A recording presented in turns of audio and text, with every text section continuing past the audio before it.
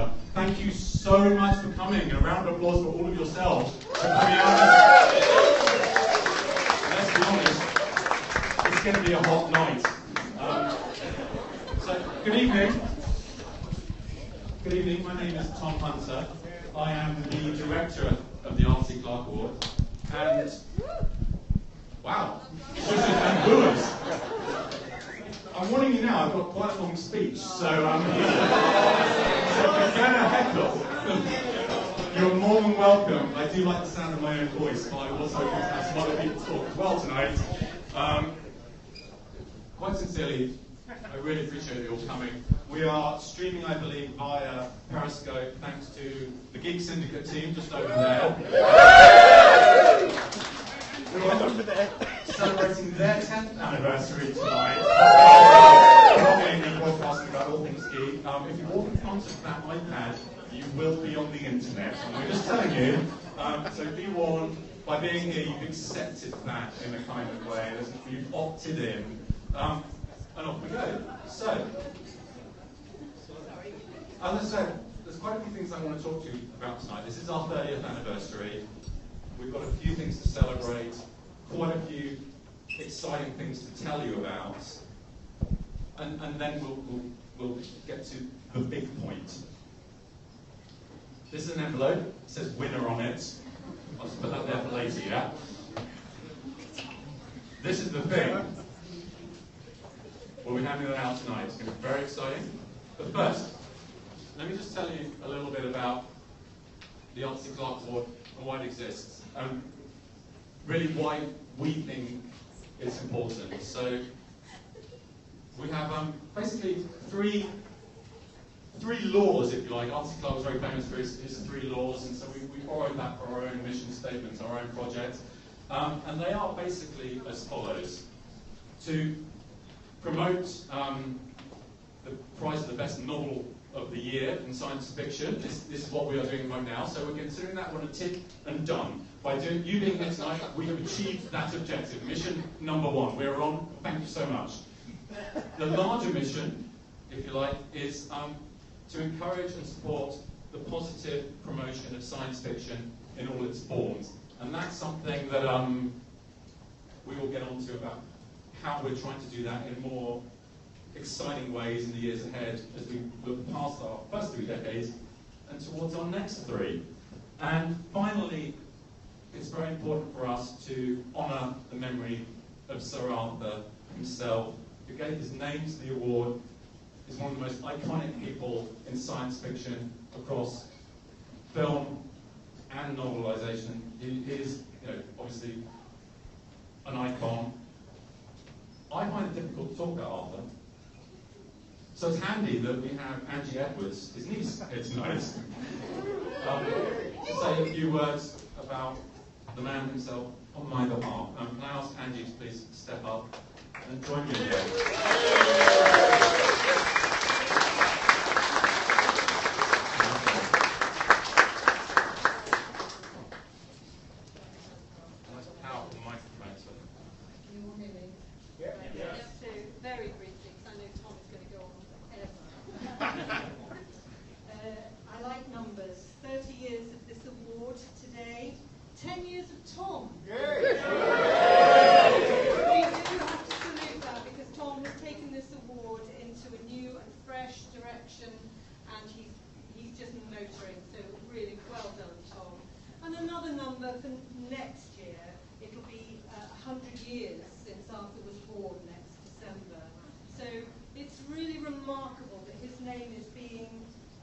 Continued in this format. People are, I promise you, still buying his books, particularly in the Eastern Bloc, strangely. And it's just a great thing for all of us to think that that continues. It may seem dated. Any of you who read his books now, some of it will seem dated, some of it will still seem very futuristic, but it is still relevant. And that, for all of us, is a good thing to remember. My own role in life has morphed into that of a senior school librarian, and I have to say to you guys that there is no doubt in my mind science fiction lives on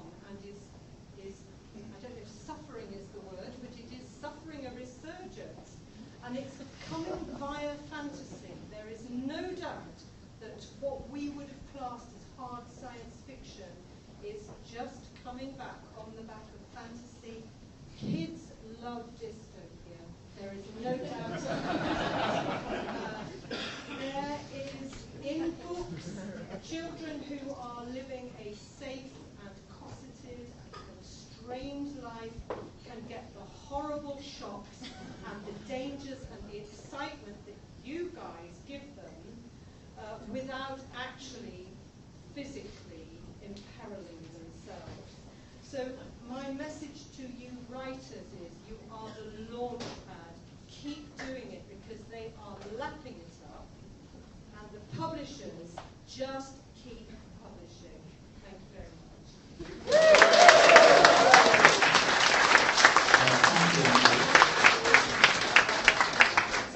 So I had to interview with Angie to take on this role, and I was wondering if she'd remember it was my 10th anniversary, and if she was going to take the keys back. So that was really, really kind of you. Thank you so much. It means a huge amount to me to have you here. Huge amount to me to have you here tonight. Take the keys. Oh, you don't want them. We are. There's so much to get through, and I'm already looking there going, it's all gone blurry. So I think a few of you might have noticed that our timings this year have been quite synced to the Hugo Awards. There's a little bit of a conspiracy theory that we've done that deliberately, and I just wanted to sort of lay that to rest tonight. Obviously that's not true. We've just done that because our timings are tied as ever to Sci-fi London Film Festival, who have been working with us now for over a decade as well, and also because of the dates that we get here in this fantastic venue here, a flagship bookstore in central London, and we are a book award. We've been wanting to be here for so long in this bookstore. I remember Mr. Andy Quinn, if I can give a shout out to Andy, are you here from Foyles? No. Nope. Because he's still working. So I've known Andy since before I was even involved with the award, and he's always saying to me, you should do something Foyles, you should do something Foyles. And with this new space here, it actually feels a little bit to me like he has built the space entirely for us. So I want to say thank you to Andy and his whole team here for hosting us tonight. It's really brilliant to be back here for a second year, and a round of applause please for Foyles and the whole team for hosting us.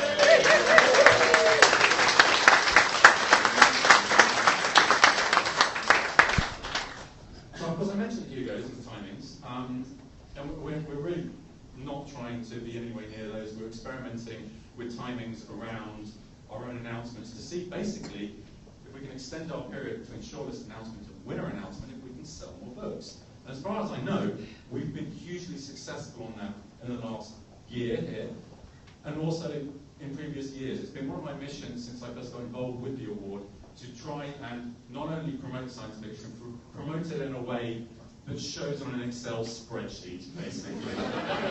In recent years, we've been, for a winning book, a shortlisted book, we've been looking at sales in a month after the announcement between 200 and 300% increase. And that is not just about digital sales, actually, it's about the bricks and mortar bookstores. And these guys are really getting behind us and promoting us. By giving them that little bit of extra time we've done this year, I think we've really been able to make a huge difference to the purchasing science fiction public. Hello. We love you, buy books. #Clarke Awards. And that's really the reason we've done it. The other reason, of course, is so we can clash with the Great British Bake Off's launch season. Tom. And we're trying to trend against them. So #Clarke Awards, as much as you can, please, ladies and gentlemen, it would be hugely appreciated. And moving on, let's talk a little bit about positive promotion of science fiction.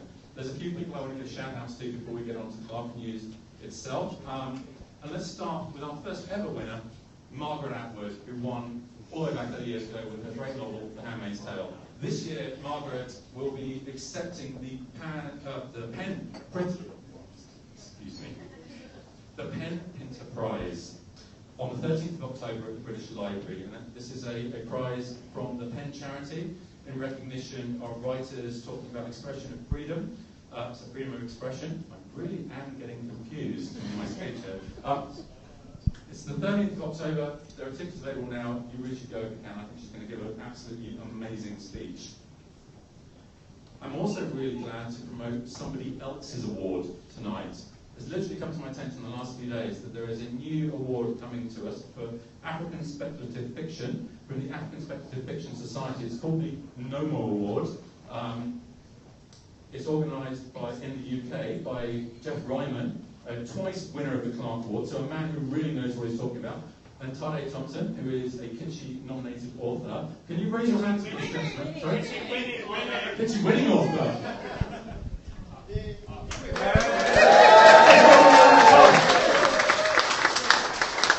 Seriously, this award just announced in the last few days. They're right over there. You want to talk to them afterwards, after you've tweeted #Clarke Award and I think it's an amazing award, and guys, we'll do anything we can to support you. Good luck with everything. Next year as well, the Barbican, a fantastic arts venue, is launching an amazing science fiction exhibition, opening in June, running through to the beginning of September. Into the Unknown, a journey through science fiction. This is one of the big things that really excites me. We've seen some great exhibitions at the British Library, Tate Britain, V&A. They've all got programming that's embracing what I like to call the Geek Pound, basically, to try and bring us in. I think this is going to be one of those really exciting exhibitions. It's coming in June, Into the Unknown. I'll see you on the opening night, I hope. And finally, we've got a little bit of stuff happening next year, as Andy mentioned, 2017, 100th anniversary of Sir Arthur's birth. We will also be launching our own conference. Andrew Butler, our chair of judges, will be launching Clarke Odyssey 2017, or 2017 be Clarke Odyssey if the marketing gets it right. Canterbury Christ Church University is one of the many things we're going to try and do next year to mark that centenary year. So that's just some of the stuff to look forward to coming in the next few months. There will now be a brief pause while I find my place in my speech. Say thank you to everybody you've ever met. In order, it says here, basically. I've got a lot of thank yous. I'll try to do them quickly, but heartfeltly, I think.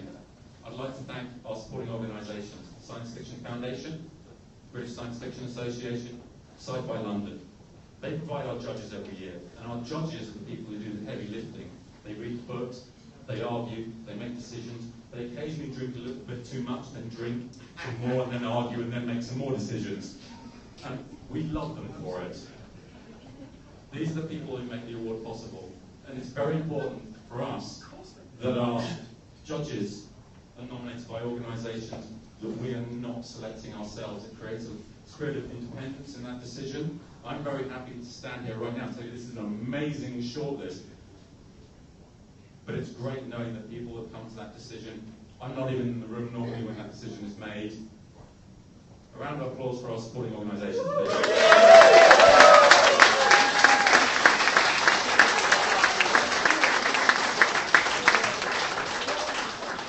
I mentioned the organisations, but I want to thank the judges as well. Lila, Andrew, Ian, Dave and Liz. This is one of the best shortlists I've ever got to stand in front of, and I have been doing this for a while now, as I keep going on about. It's really exciting to see the full range of books that you put here. You know, 10 years ago we were getting 45 hit books a year. This year, again, over 100. And they're doing all of that work, reading those books, arguing about them, debating them, ultimately trying to find the ones that just really tick that box of, does it just really work for me? Is it the best book? Will I tell somebody about it in a pub and make them buy it? Judges, a round of applause, please, everybody. A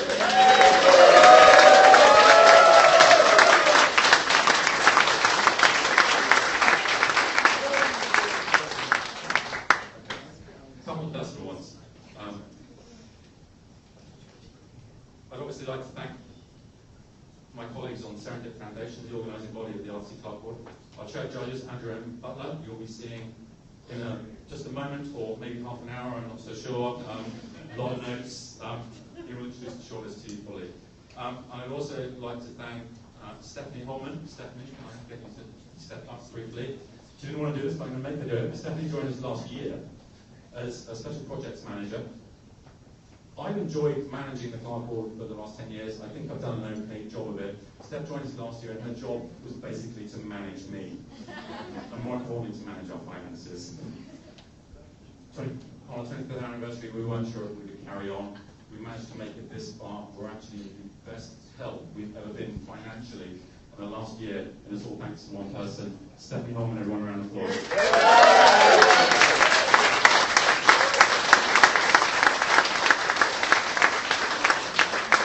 Of course, if you haven't paid your submission to the invoice yet, we do know where you are, and we know we'll be chasing you. A big thanks as well to Gerard from the SF Book Club, who's been helping us with web support this year. Thank you very much, sir. Round of applause. There he is.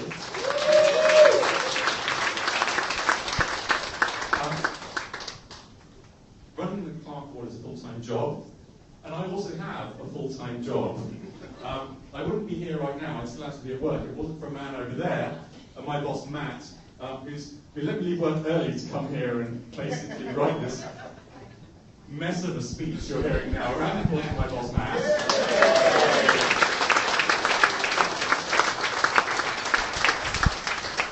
And since I use my microphone, we're going to work in an amazing venue called Ice Bar London now. Ice Bar London is UK's only permanent ice bar. And right now, we have an amazing, till the end of the month, Joey Hi-Fi. You all know Joey Hi-Fi's our 6-foot Joey Hi-Fi mural in ice in our ice bar right now. So slowly we are actually infiltrating that bar with geek power, basically. Thanks so much, boss. And finally, -5 degrees cool on a good day. You know, we should all be there right now, really, but there's too many of you to be in the room. This time last year, when we were doing this speech, I was also, I mentioned it's a full-time job with a full-time job. I also occasionally try to fit in a little bit of personal life. This time last year, I was about to get married. This year, I've managed a year, so it won't take to cheer me. You were supposed to cheer my amazing white cat for letting me spend my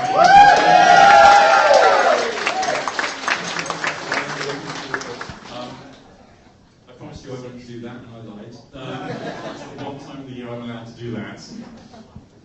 Okay. Those are the thank yous, I think. If I've missed you out, I love you more than ever, and I probably owe you a drink. Yes, please. All right. Excuse me, but there will be some more coming very soon, I am told.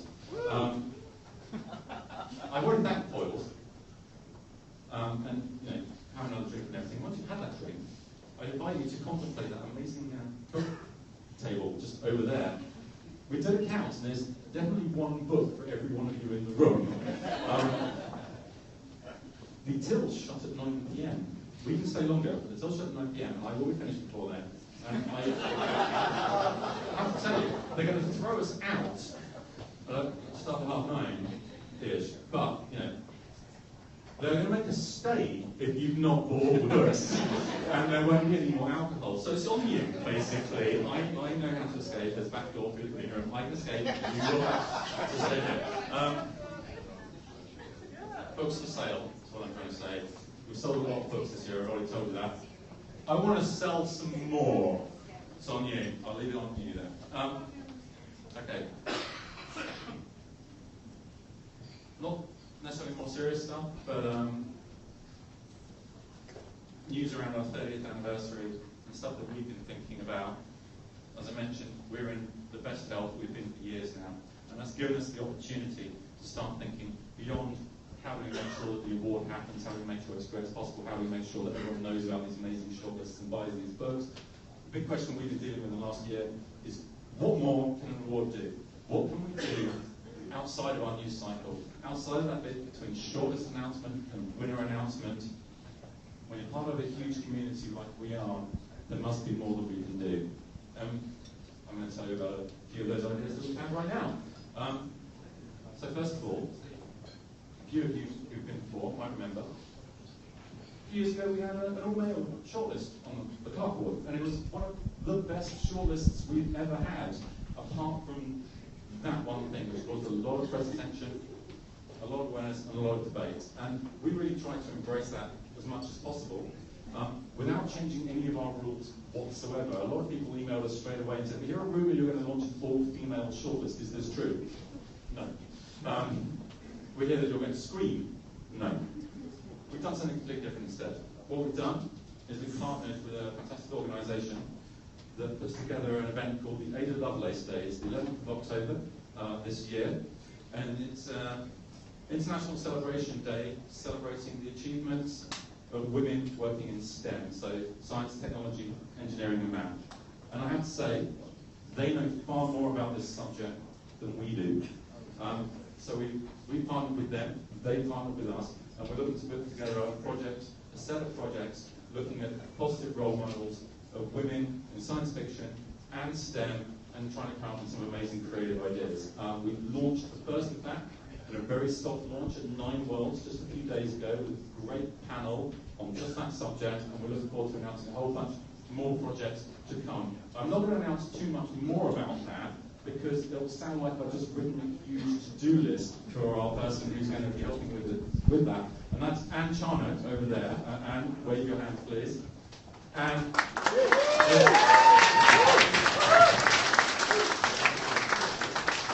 fantastic author whose to-do list got so much bigger in just 20 seconds. She's been Kitchen nominated, she's been Philip Dick Award nominated. She is a science journalist as well as an amazing writer. We are absolutely honoured to have you on board, joining us for this venture. I don't think quite genuinely I could do it without you. Thank you for trusting us to try and make this work. Look forward to announcing a lot more about this in the future, coming very soon. Okay. We've also been looking at... we've also been looking at our governance and also the rules of the award themselves. I'm going to make a couple of announcements there about some changes we want to make.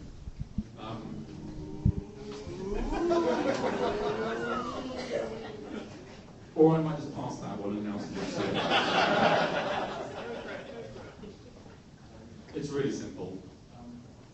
We're looking at digital, we're looking at self-publishing, and we're going to embrace them both moving forward from this year.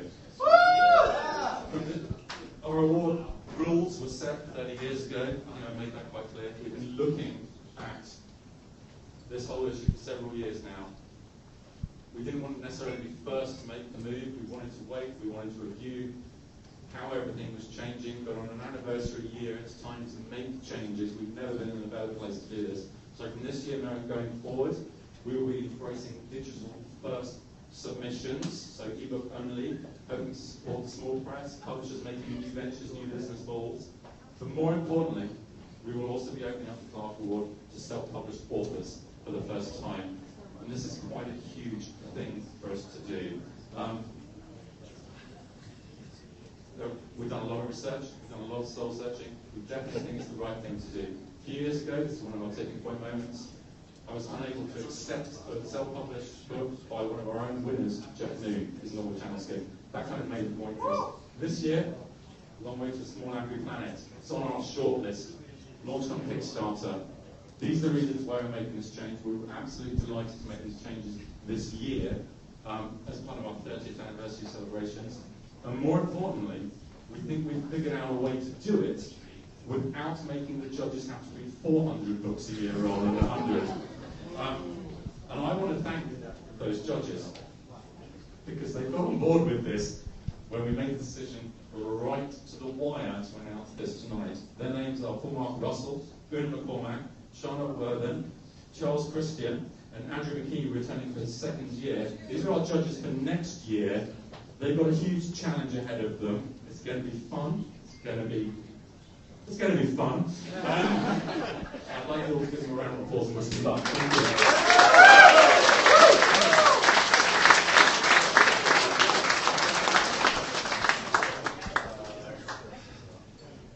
So I did tell you it was going to be quite a long speech. These are the things we're trying to do now. We're just trying to take the award into an absolutely new level that does something all across the year, working within the community as well as promoting the best science fiction novel of the year. And I really genuinely appreciate all of your support in making this happen. Should I mention the hashtag was Clarke Award? Hashtag Clarke Award? I could feel my pocket buzzing a bit when I said self-publishing, so either that's on Twitter already, or there's a really cool Pokemon in the room and I need to go catch him.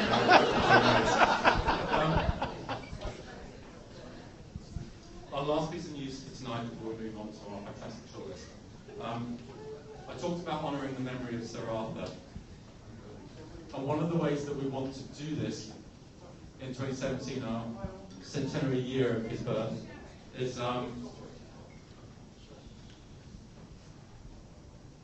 by working with a fantastic Sri Lankan-based charity called Rebuilding Sri Lanka.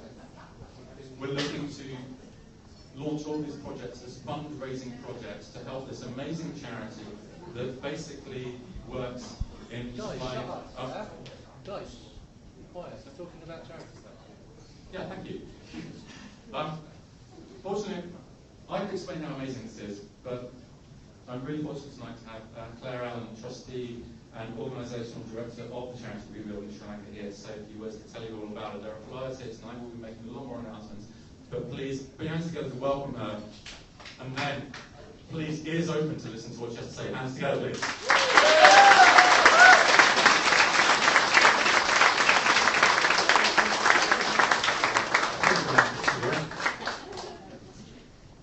Good evening, and thank you so much for inviting me here.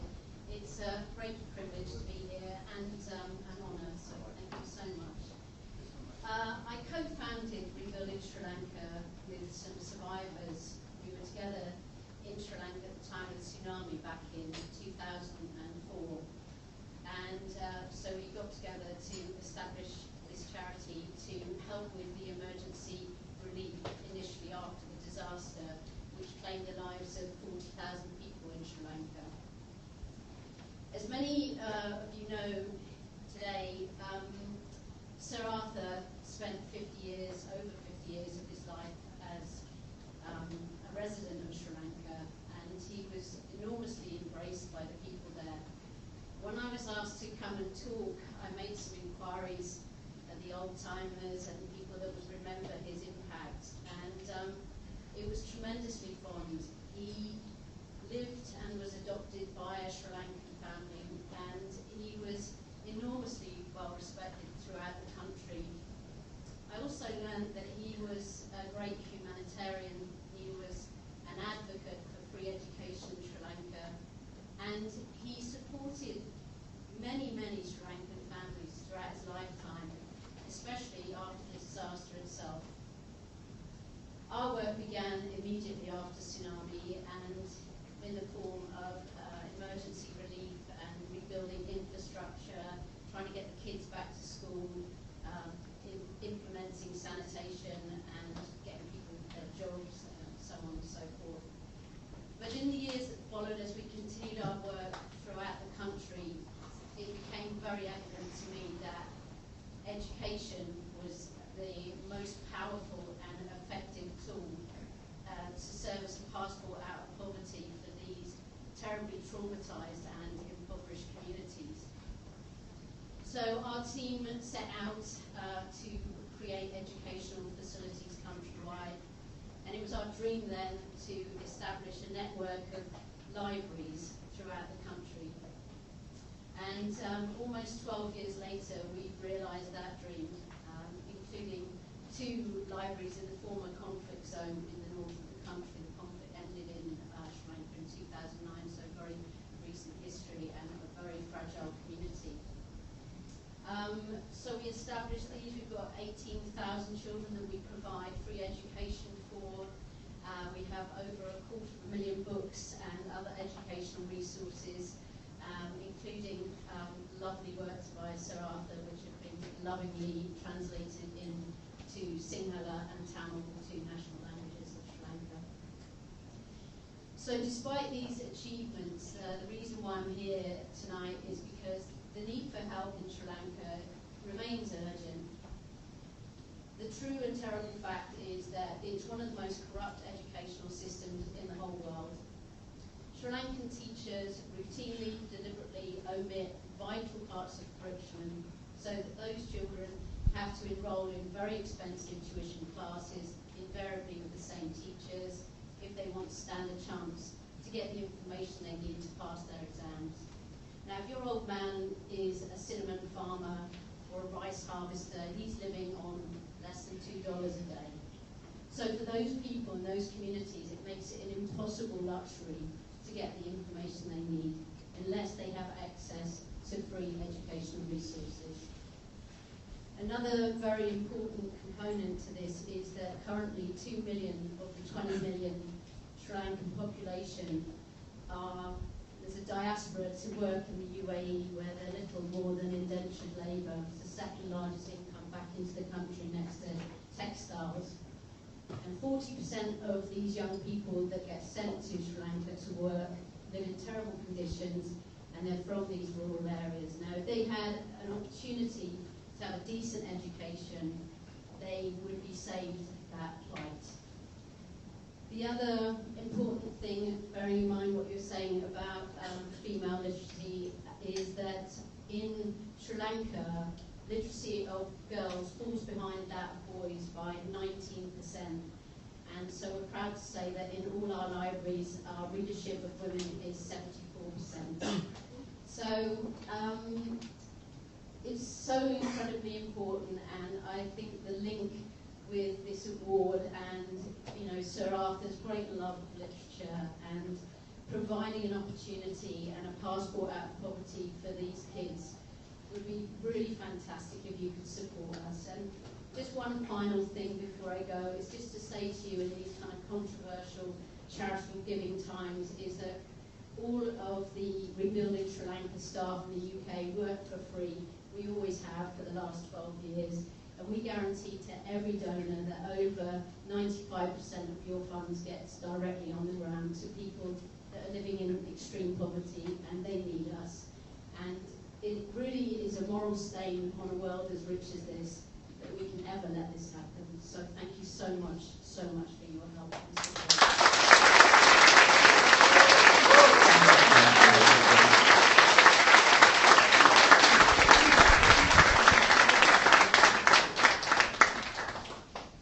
So, a few people have asked me tonight, even 10 years from, isn't there enough time? You're stepping down. You did originally say you were going to do this for 5 years. I've got to tell you, I'm just getting fucking started. I've got a lot of work to do, and I'm going to need your help. So thank you so much. It's so amazing to have all of you here. We will now get to the main business of the evening. I'd like to ask Judges Andrew and Butler to join me up here on stage. While it's coming up there, a thank you to our media partners, SFX Magazine, who've yet again excelled themselves supporting us. The team are here, or at least some of them are. One's probably still on a train, but that's the glamorous journalistic lifestyle jetting around, running SFX Magazine. They've been an amazing media partner for us. They wrote an amazing 30th anniversary feature for us that went out in the magazine. We couldn't ask for more than that. Well, we did ask for more, but they gave us 4 pages, so that's really damn good. A round of applause for SFX.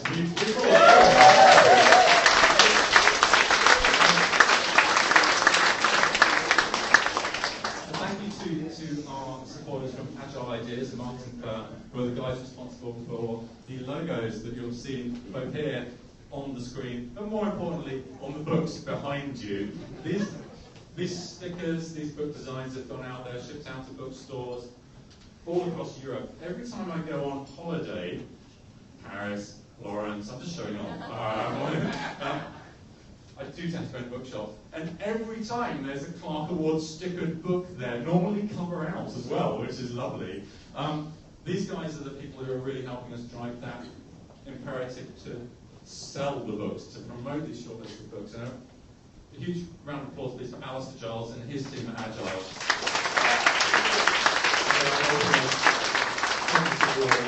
Where I want us to be. I think you've had enough of me, so I'm going to hand over. No. Yes. Oh, I am coming back. I'd like to hand you over now to Andrew and Butler, our chair of judges. But before I go, a round of applause, please, for all of our shortlisted authors on Geek.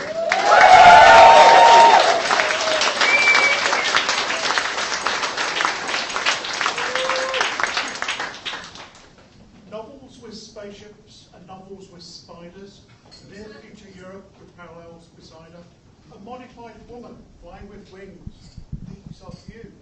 You think after 30 years it would be dead easy to come up with the winner of the Clarke Award. The judges would come together and we'd all know it's that one.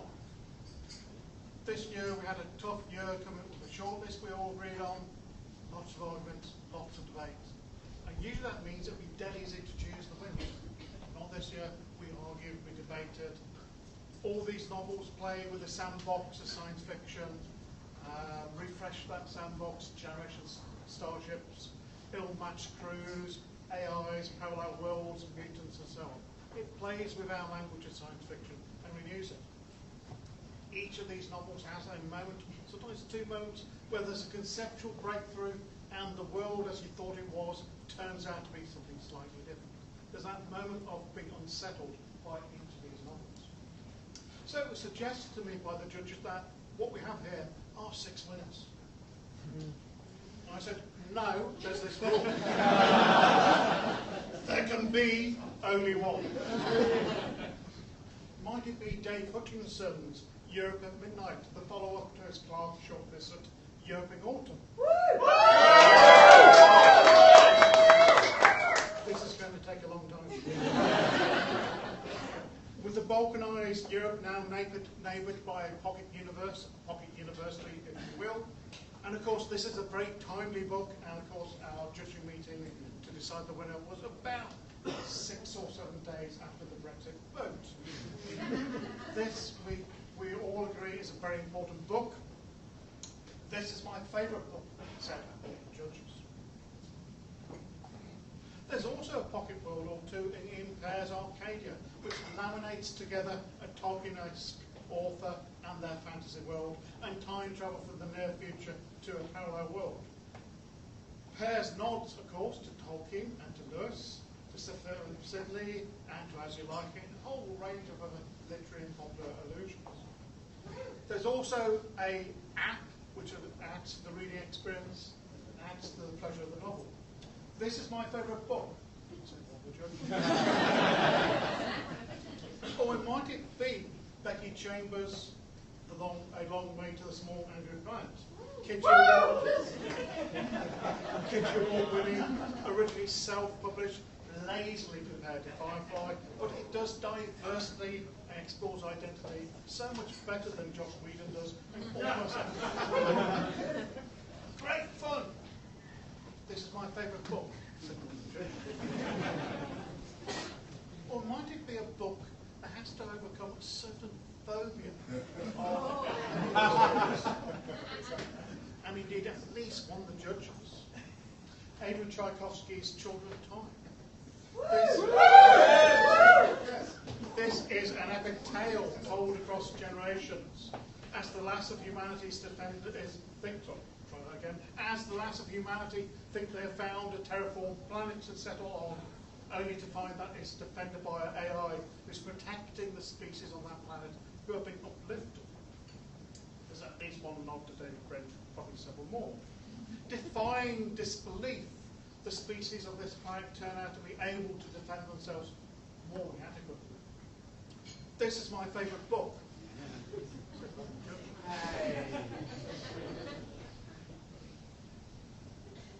Alternatively, J.P. Smythe's Way Down Dark.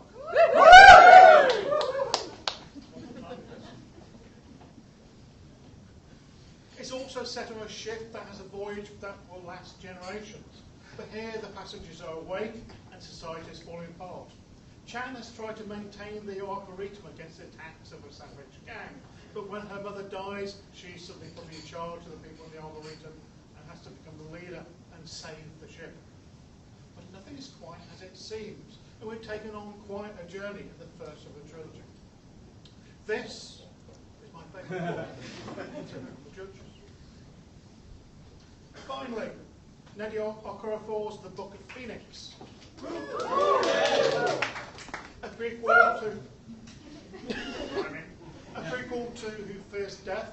It forces the reader to confront some interesting moral questions in a choice of protagonist.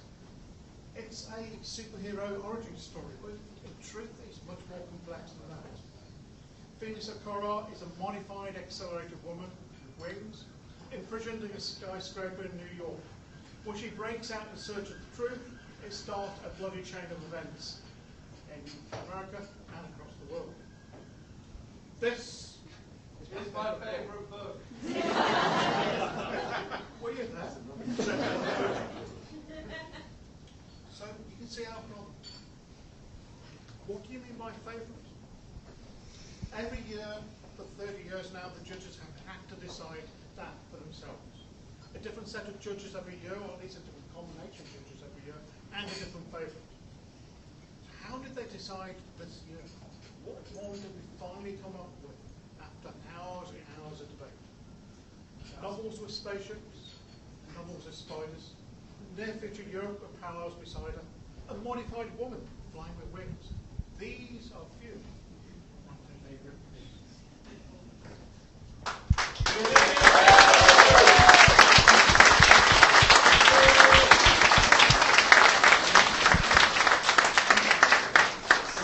Just got time for a few more speeches. No,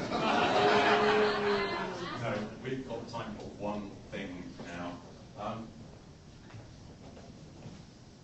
I really, in all my 10 years, want to open the envelope myself, but it seemed a little bit vain. So I've asked Angie and Claire to step up and join me. Angie, perhaps you can take the award. Claire, would you mind opening this? The first time I ever did this, I didn't even know what was in the envelope. We did the decision on the day back in those days, which was awful for advanced press releases, but kind of nerve-wrackingly fun. Are we good? The winner of the 30th Clarke Award for Science Fiction Literature is Children of Time by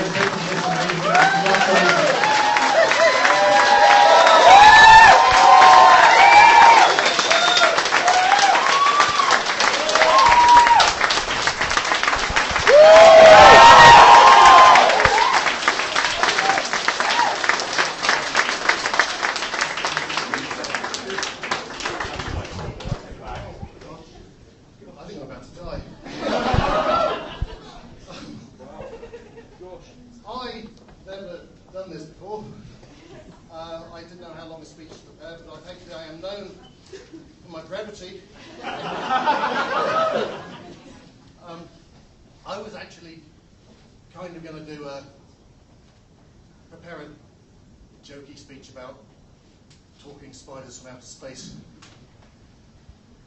And then 2016 happened, and Children of Time isn't really, well, it's a book about spiders, but it's also a book about empathy. And one of the things that really struck me about the shortlist for this year is empathy as a theme that runs through an awful lot of these books. Empathy across borders, empathy across races, empathy across species.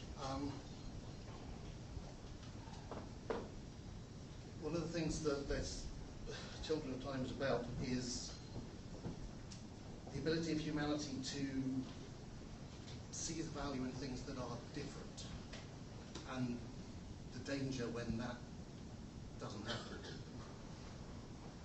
So I guess what I'm saying is that the spiders are not from outer space after all. They are, in a way, within all of us.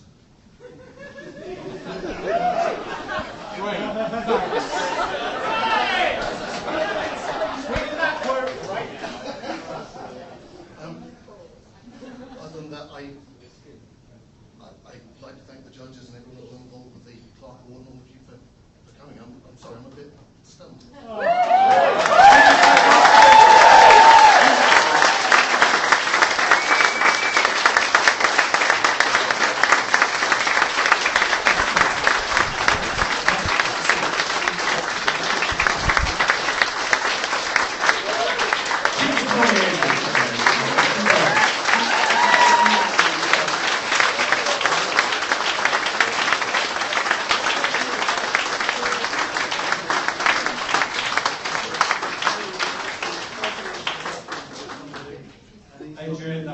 fantastic speech. Thank you so much. And I do applaud you for the brevity. I'm sure next year's judges will thank you for it as well, for your next book.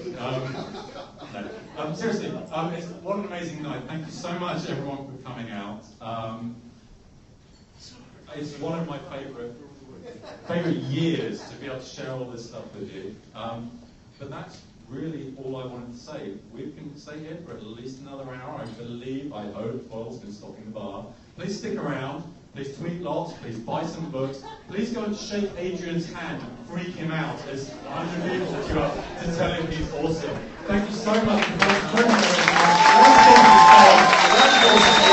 There you go, folks. There you go, folks. The 30th anniversary of the Clarke Awards, taken by Adrian Tchaikovsky, Children of Time. Thank you for staying with us. Thank you for showing your love and taking pictures and showing hearts, and that is fantastic. But, Barry, stay with us. Watch the Twitter feed, because we're going to try and get a couple of interviews as we go. How was it for you? It was great. I can't believe our arch enemy won. Our arch enemy won. And not only that, he complained that the spiders were in all of us. I know. I probably freaked me out. I'm not going to sleep tonight now. So there you go. Stay tuned. We're going to try and get a couple of interviews along the way. Watch the Twitter feed, see when we're on next. Bye for now. I'm going for a drink. Me too.